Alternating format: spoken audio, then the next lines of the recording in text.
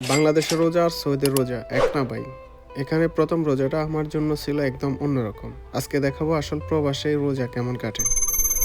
আসসালামু আলাইকুম। আজ রমাদানের প্রথম দিন। এখানে সৌদি আরবে অনেকে ভাবে বিদেশে জীবন অনেক সহজ, কিন্তু রোজা রেখে কাজ করা একদম কঠিন। সেটা না করলে বোঝা যায় না। আজকে আমার ডিউটি ছিল সকাল 9টা থেকে দুপুর 12টা পর্যন্ত। এরপর হচ্ছে সাহারির সকাল। রাতে খুবই কম ঘুমানো হয়, কারণ আমার সকালে অনেক তাড়াতাড়ি উঠতে হয়। আমাদের রুমে 4 জন থাকি।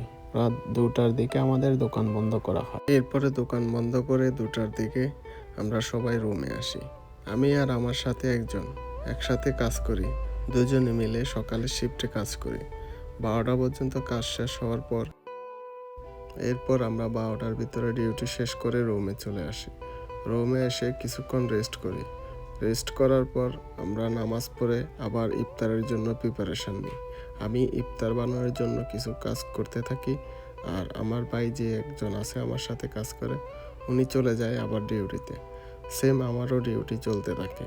ইফতার রেডি করার জন্য আমি কাজ করতে থাকি।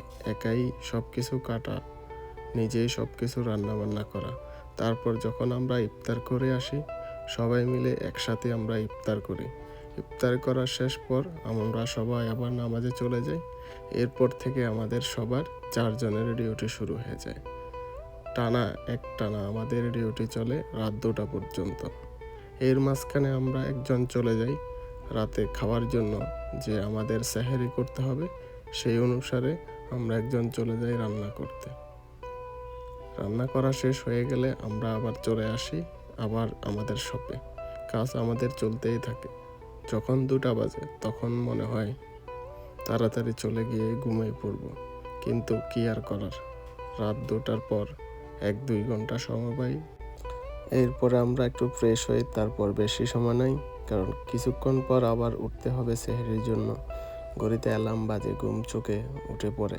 সেহরি করে খুব ভারী কিছু না, হালকা খাবার, পানি এবং কিছু ভাত। সেহরির সময়টা খুব চুপচাপ থাকে। এই সময়টাকে বাংলাদেশকে খুব মনে পড়ে। মায়ের ডাকা, পরিবারের সবাই একসাথে বসে খাওয়া, কি সুন্দর আনন্দের দিন। সেই দিনগুলা খুব মিস করি।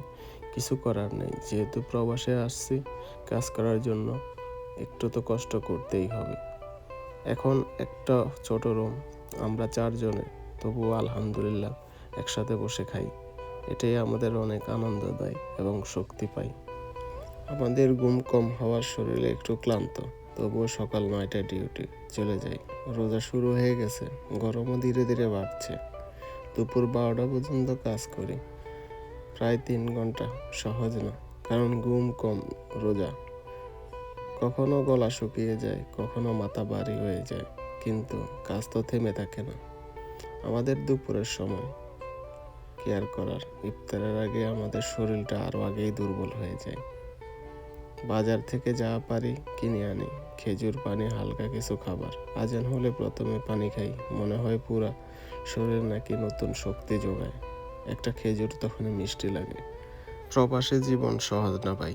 রোজা রেখে কাজ, ঘুম কম, পরিবার দূরে, সব মিলিয়ে একটা আলাদা পরীক্ষা। কিন্তু একটা জিনিস আছে, এই কষ্টের মধ্যেও শান্তি আছে। কারণ আমি জানি এই কষ্ট পরিবার আর আমার নিজের ভবিষ্যতের জন্য। আমরা যারা প্রবাসে আছি, আমাদের জীবনটাই স্ট্রাগলের, কিন্তু এই স্ট্রাগল একদিন ফল দিবে আমাদের, ইনশাআল্লাহ। রোজা রেখে কাজ করা কঠিন, কিন্তু অসম্ভব না। আপনারা যদি প্রবাসী জীবনে বাস্তবে জানতে চান, তাহলেই এই চ্যানেলটা সাবস্ক্রাইব করে পাশে থাকবেন। আজকের দিন আমাকে শিখিয়েছে ধৈর্য কত বড় জিনিস। আল্লাহ আমাদের সব আর রোজা কবুল করুক। প্রবাসে যারা কষ্ট করে রোজা রেখেছেন, আল্লাহ আপনাদের কষ্ট সহজ করে দিন। সবাই আমাদের জন্য দোয়া করবেন। আসসালামু আলাইকুম। প্রথম রমজানে আমরা সেহরির জন্য প্রিপারেশন নিয়েছিলাম, যে আমাদের গরুর মাংস, এটা হচ্ছে আমি আমার নিজের করেই বানিয়ে নিলাম। তো রান্না করার পর আসলে অনেক ভালোই লাগছে। দেশেও এরকম কিছু করা হতো না। এটা দেখছেন ছোলা বুট। এই ছোলা বুটটা আমার এই জীবনে প্রথম করা, তাও এই প্রবাসের মাটিতে। কিন্তু দেশে থাকতে তো মা সব কিছু করে দিত। কীরকম হয় সেটা আসলে নিজেও জানি না। খাওয়ার পরে মোটামুটি ভালোই লাগলো। যাক, প্রথমে কাজ করেই সুন্দর করেই করে নিলাম। প্রবাসের মাটিতে সব কিছুই শিখতে হয়, সেজন্য করে নিলাম। তো দেশের কথা মনে পড়ে, এই রান্নাগুলো তো আসলেই আমাদের আর করা হতো না। মা, ভাই, বোন সবাই মিলে আমরা খাওয়া খেতাম, একসাথে মজা করতাম। ছোলা ভুট্টা আমি প্রথমে অনেক কিছুই করে নিছি।